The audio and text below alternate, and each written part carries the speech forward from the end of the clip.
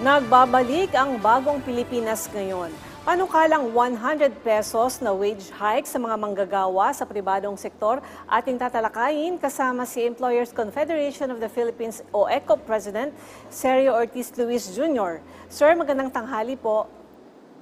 Magandang tanghali sa Linya ba to? Si Weng po ito. Kasama ko po si Nina. Weng, Opo. Sir, una po sa lahat, ano po ang inyong masasabi na ngayon ay nakapasa na sa second reading sa Senado itong 100 peso legislated wage hike sa private sector? Well, siguro malilipat sa lower house yan, tsaka eventually mapupunta sa Malacanang yan. Kami naman, comfortable kami dahil wala namang economic manager na umayon dyan eh. Even Dole is against it, lahat ng academician, lahat naman ay against dyan, tsaka yung, so siguro, kasi ang medyo na madali yung hearing, hindi naman nila tinawag yung mga dapat tawagin, sila-sila lang siguro yung nag-convincehan with each other, so we will, actually, kasi mali pa yung mga information na kung ano na. Una-una, ang issue namin, mali rin yung numbers na nakuha na mabibenefita ng 20 million daw. No, hindi to. Yan mga 5 billion. Out of 52 billion na nasa labor market, no? 5 billion lang yung mga benepisyo niyan. Kung across the board, pati mga abuti na 16% at the most. Yung 84% or 90%, yun yung mga hindi benefita dyan. Ibig sabihin, magtataas sila ng sweldo riyan. Sabi nga ni Mr. Joey Salceda, yan temporary lang pag tinaasan mo yung mga ano na yan. Pag inabutan ng inflation yan, mawawala rin yan. Pero ang mas kawawa, yung nasa informal sector na 84% na hindi naman mabibigyan dahil wala naman mga employers. Sino ba yung mga yon? Na hindi naman nila kinausap, yung mga farmers, mga fisher folks, mga vendors, yung mga tricycle drivers, jeepney drivers, pedicabs, yung mga ambulant vendors sa kalye, yung mga temporary workers ng construction, napakadami niyan. Pati sa mga tourism, hindi rin yung bakit nila iniintindihan? Ang pinagbibigyan nila yung NAFA minority, 10%, na taon-taon naman, natataasan ng sa wage board. Ngayon, sila yung better position. Regular job nila, although minimum wage, wala namang na nagsasabi na sufficient yung talagang lahat tayo nahihirapan mataas ang bilihin. Ang problema, pagka tinaas sila ng 100 pesos yan, sabi nga ng mga ekonomista, mga 2% tataas sa inflation. Bumababa na nga sana, patataas sila naman natin. Yung mga nabigyan, temporarily meron pag-uhugutan. Paano yung hindi nabigyan na 84% of the workers? Wala na pag-uhugutan yun. Hindi sila kasama rin sa binigay na regalo ko, no? Ala sila regalo, ala naman sila employer, paano na? Aasa sa gobyerno yan. Alam mo, yung sa buo yung 47 billion, bigyan mo ng 100 pesos a day. That will be 47 billion a day kung gagaling sa gobyerno. Ba't natin ginagawa sa kanila yan? Wala nagsasalita dahil hindi sila organized eh. Hindi sila, silang boses. Kaya kami mga sa business sector, nagsasalita para sa kanila. At yun namang sinasabing mabibigyan, benepisyohan, formal sector, alam mo, yung enterprises natin, doon sa 90% micro, 8% yung small. 1% yung medium, less than 1% yung large. Yun yung sinasabi nila na kayang-kaya. Of course, yung medium saka yung large, marami na, nagbibigay pa na hingit yung sinasabi natin eh.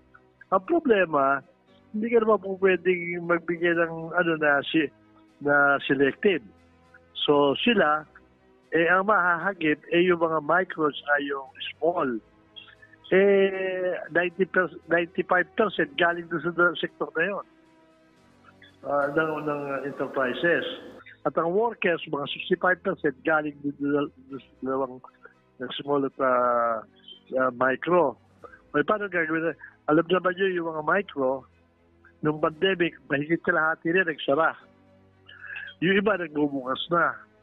Pero yung iba nanonood, kung magbubukas sila, kung ano mangyayari sa wage na yan. Dahil natatakot sila, hindi nila kaya. Dahil yung mga nag-ooperate ngayon, nakita nyo, pinag-uusapan, 13-month bonus lang, hindi maibigay. Yung weekly or monthly salary, hindi rin pahirapan. Ba't ka magbubukas kung ikaw yung micro sa ganyang sitwasyon? Tataas yung sweldo ng mga 20-25%. Yun lang dating yung sweldo. Yung binigay ng minimum regional wage board, 15 out of 16, nagbigay na eh. At yan, pinag-aralang mabuti. Dahil ang representasyon yung wage board ginawa ng Kongreso Senado, ng Kongreso yan ha. At ngayon, sinasabi na mabagal, pero ngayon, nakapaglabas na, Senado ngayon lang nag-uumpisa. 15 out of 16 naglabas na. Ang hindi lang naglalabas pa, yung Davao, dahil marami nangyayari sa Davao na medyo na-delay sila, dahil sa mga tax na period, nakabahaba.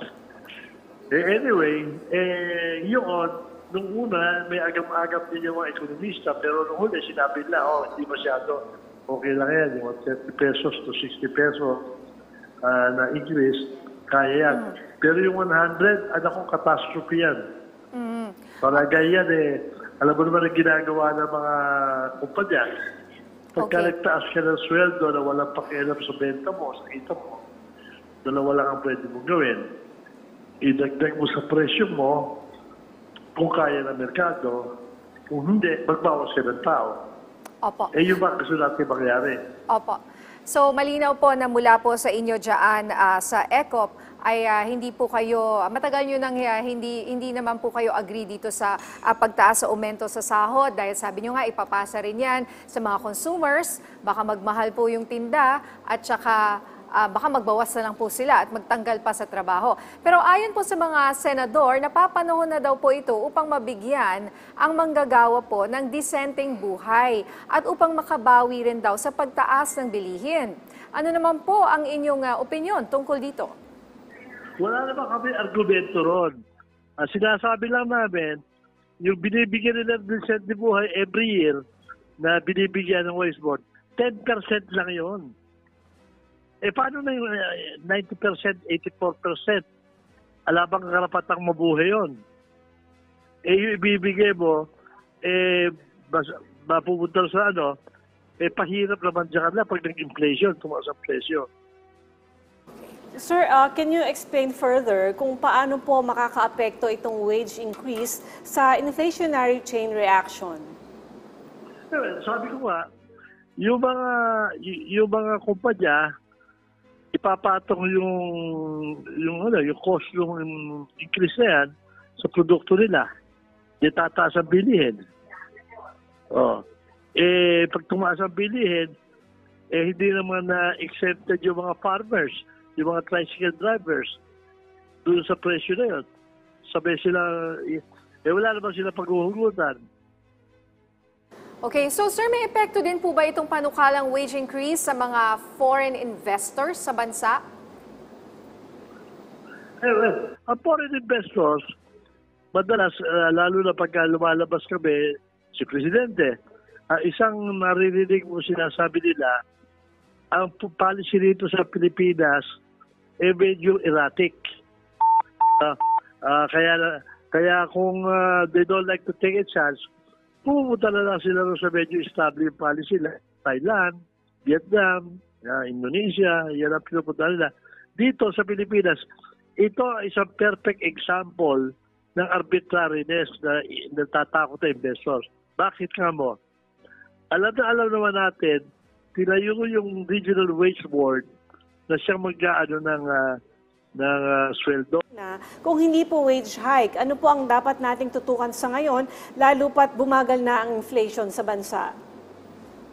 Alam mo, slowly but surely, bumababa inflation, slowly but surely napapataas natin ang employment. Ano? Kaya wag na lang sana nating lagyan ng problema na hindi naman kailangan just to address a minority of our workers. Alright. May tanong ka pa, Nins? Maraming salamat po sa inyong oras, sir. Employers Confederation of the Philippines o ECO President, Sergio Ortiz Luis Jr.